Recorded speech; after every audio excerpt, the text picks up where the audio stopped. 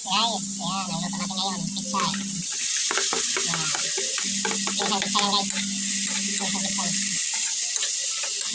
Maging isang pizza tayo muna guys. Ito nila guys, maya kunti pag makulo na yung kabila. Tapos yan naman guys, ang prito mamaya. Yan, hindi pa nakakulo guys. May part natin yung isda, pakuloyin muna natin. Ano-anoin muna natin ulit guys, para maluto yung sinasaw niya sa mga ingredients. Lagyan natin ng paminta. Ayan guys, paminta yan. Lagyan natin toyo guys.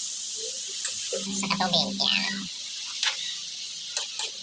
Para masarap ang timpla. Kunting tubig pa. Ganyan ang pagluto ng ginisang pitsay. Simpleng piluto ng ginisang pitsay. Pang probinsya lang yan guys. Para masarap. Lagyan natin ng kunting asin. Huwag maalat masyado. Tama na. Yan. Nalaluin muna. Yan. Yung guys, unasin mo natin yung dahon. Para may malinis na. Yan, lagyan natin guys. Parang marami lang sa tingnan pero may ukuros yan. Ano?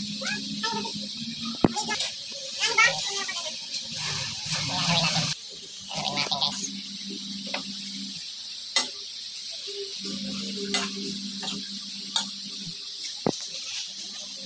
Sana, sakto pa na meron pa.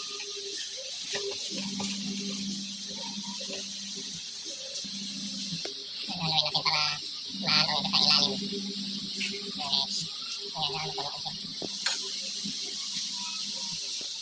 Ayan na siya, nahalo na siya guys.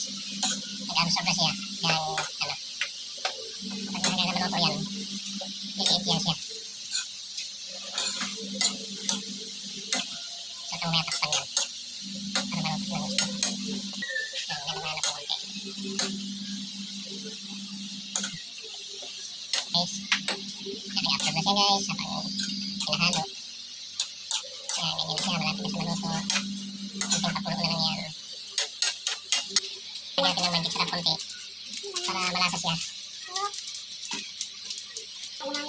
Okay, yan. Basta magic sarap. Lagyan natin guys. Tapos pakulaan natin. Ilang minuto. Mahalo mo sa sahog sa mga sangkap niya. Hindi malasa siya. Takpan. Okay. Mamantay natin kumulo. Yan guys. Tikman natin kung anong lasa. Ating nilutong ano.